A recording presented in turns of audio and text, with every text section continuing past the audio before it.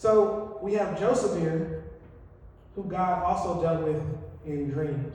And this story is crazy. Now, we're going to do a 2-part series because I don't have enough time today to dive all the way into it. All right, so today's part 1. Next week is part 2. All right, make sure you're here for part 2 so you get the final conclusion. All right, but let's go back to verse number 5. So this is Genesis chapter 37. Now Joseph had a dream, and when he had told it to his brothers, they hated him even more. He said to them, "Hear this dream that I have dreamed. Behold, we were binding sheaves in the field, and behold, my sheaf arose and stood upright. And behold, your sheaves gathered around it and bowed down to my sheaf." His brothers said to him, "Are you indeed to reign over us? Or are you indeed to rule over us?" So they hated him even more for his dreams and for his words. My God, today. Now, before y'all start hating on the brothers, right, and getting mad on the brothers, I want you to think about this. Who here got siblings, little brothers, little sisters, cousins, right, nieces, nephews? All right, so Joseph was the second youngest. He's a teenager. Everybody else grown. They got kids, you know. And Joseph comes to them and he's like, "Look, I done had this dream. Pretty much y'all about to bow down to me." Now, if your little cousins come up to you, your little sisters, your little nieces, your little nephews, and they tell you, "Look, I had a dream, and in this dream, all y'all was bowing down to me," you gonna feel some type of way, right? I know I would. What you mean I'm bowing down to you? What you talking about, right? So his brothers felt some type of way. But they didn't just feel some type of way. It says they hated him. They hated him because of his dream. So when Joseph told his brothers his dream, he expected support. He thought they was going to be like, "Yeah, that's what's up. Oh my gosh." Right? But instead, he received hate. Have you ever been excited about a dream or a vision God gave you, and you went to share it with somebody, you went to share it with your mom, whoever, your aunt, your brother, your sister, and when you shared it with them, they was just like, "Yeah, that's cool." Yep. And you was like, "What? Did you hear what I just told you?" And they was like, and just took all the air right out of the balloon, just pop, right? The balloon pop, not the Indiana edition. So what I'm saying is they just took the wind right out of your sails, okay? And that's what happened to Joseph, right? He tells him the dream. He's all excited about it. God gave me this dream. God gave me this vision. And he tells his brother, and they hate him because of it. So you went to share with other people, and then when you left, after you got done telling them about your dream, after you got done telling them about that business you're going to create, after you got done telling them about how you're going to get married, after you got done telling them how you're going to have these kids, and they just rejected you. Anybody ever felt like that? That's how Joseph felt. Look at the last verse, though, of the sentence. It says they didn't just despise the dream that he told them.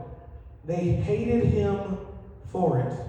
Some people, some of your family, some of your friends, some of your coworkers, they're going to hate you, not just because of who you are, but because of the vision and the plan and the purpose that God has over your life. But I want you to go forth and conquer anyway. Look at your neighbor and say, "I'm going to conquer anyway." I'm going to conquer anyway. So they hated him because of the dream. Verse 9. Then he dreamed another dream. Oh, here we go. And he told it to his brothers and said, "Behold, I have dreamed another dream. Behold, the sun, the moon, and the 11 stars were bowing down to me." But when he told it to his father and to his brothers, his father rebuked him and said to him, "What is this dream that you have dreamed? Shall I and your mother and your brothers indeed come to bow ourselves to the ground before you?" And his brothers were jealous of him, but his father kept the same in mind.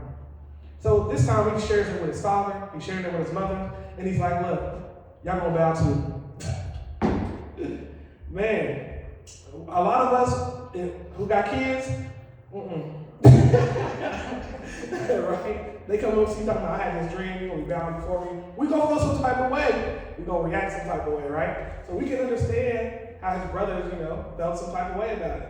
And how his father and his mother was like, "Come on now. You a little teenager. What you mean we gonna bow to you?" But when God gives you a dream, it doesn't matter what your position is, what your status is, what your title is. If he says they're gonna bow, they're gonna bow. It's just a matter of time, amen? And so for some of us, God has given us a dream, but how many of us, even though he's given us a dream, it don't look like what we dreamed like. Oh, y'all not gonna talk to me today? Okay. So I'm gonna say it again. How many of us that God has given us a dream, and the dream that He gave us, right? You was on the boat, you was sipping champagne, and then on Monday you back at work clocking in, like, wait a minute, Jesus. Now this is not the dream that I just had. Wait a minute, right? So sometimes God has given us a dream, but our reality looks different than the dream that we had, right? And so Joseph has this dream. His family is bowing down before him.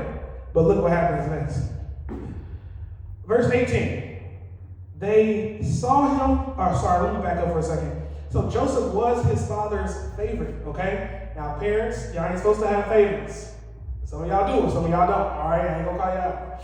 But we're not supposed to have favorites. Cardi, the only kid I got, so we good. All right. Now, Joseph was his father's favorite. Now, they say this because he had him when he was older in age, and also because he really loved his mother, right?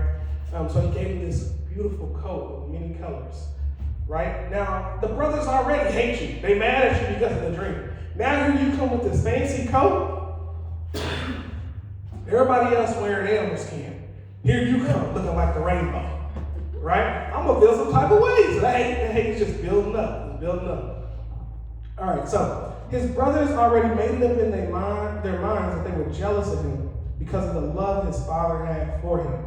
Verse 18, so they see him from afar off, and before he came near them, to them, they conspired against him to kill him. Dang, this escalated quick, right? We went from a bad dream to you telling us we're about to serve you, to you being our father's favorite. You got the favorite coat, you got all this, and now they like, look, we about to take bruh out. That's crazy how fast things escalate, right? So now and it's 11 of them, and he's the youngest one. So they coming together like, we about to go ahead and take him up out of here. Verse 19, they said to one another, listen to this, here comes this dreamer. They're not even calling him by his name no more. That's the dreamer right there, y'all. We gonna go ahead and take him up out of here. Forget Joseph, and we about to get that coat up off of him. Let's keep Taylor. That's how they was thinking. All right, verse 20. Come now, let us kill him and throw him into one of the pits. My goodness. Then we will say that a fierce animal has devoured him, and we will see what has become of his dreams. My God, today. They can't let go of these dreams. All this happened because he was a dreamer. But guess what? God gave him the dream. He didn't give it to himself. God gave him the dream. So now his own family wants to kill him over his dreams. I want to submit to you today that there are people in your lives who want to do you harm because of the plans God has over your life. And because of the dreams and the visions that he's given you. Does it mean you shouldn't tell them? No. Tell them anyway. And watch how God continues to bless your life. Even in spite of whatever plans, they decide to try to put against you. But God will take what they meant for evil and use it for good. So 21. But when Reuben heard it, which was one of his brothers, he rescued him out of their hands, saying, let us not take his life. Like, hold on now. Y'all doing too much. We're not about to kill little brother. Reuben said to them, shed no blood. Throw him into this pit here in the wilderness, but do not lay a hand on him, that he might rescue him out of their hand to restore him to his father. So when Joseph came to his brothers, they stripped him of the robe of many colors that he wore, and they took him and threw him into a pit. The pit was empty, there was no water in it. Okay, so he comes to get his brothers, and they got this plan, they about to kill him, just because of his dreams. But instead of killing him, one of the brothers is like, look, we're just going to throw him in the pit. We're not going to kill him. And that way, he'll still live, and we're not killing our own family. So like, you know what? That's a good idea. Let's not kill him. Let's not take him out. We're just gonna throw him in the pit. How many of us know that even though God may have gave you this grand vision, right? You married, you got the family you always wanted with the white picket fence. You ain't worried about living check to check and week to week. And then you look at your life and you like, why does it feel like I'm in the pit? So he gives you a dream of the palace. right? It gives you a dream of the end goal, what the end is going to be like. But in reality, before you ever get to that stage, you have to go through the pit. Look at your neighbor and say, I got to go through the pit. See, and I know how y'all saying it because y'all don't want to go through it. But guess what? Because y'all saying it like y'all don't want to go through it, but guess you got to go through the pit. That's where you mature at. That's where you grow at. When Joseph had that dream, when he was telling his brothers, he probably thought it was going to happen next week. Like a lot of us, dreams and visions and business flourishing and kids growing and having a relationship with God and being in a healthy marriage and a healthy relationship. You thought it was going to happen next year. And God is like, you got to go through the pit first. And in that pit, you ready for this? It is lonely. It is dark. It is cold. We have to go, what am I telling you? Before you get to the palace, you have to go through seasons of loneliness. You got to go through seasons of darkness. You got to go through seasons of where you feel cold. You have to go through the pit. So yes, God gave you a dream. Yes, God gave you a vision for your life. But before you can live that dream, before you can enact that vision, you got to be in the pit. And the hardest part is, a lot of times, in order to get into the pit, it is our family who put us there. It is our friends who put us there. It's our loved ones who put us in the pit. And you're like, they would never do me like that just because I got this dream, just because I got this vision. Y'all heard of the crabs in the bucket mentality? I only want to see you win as long as you're not winning more than me.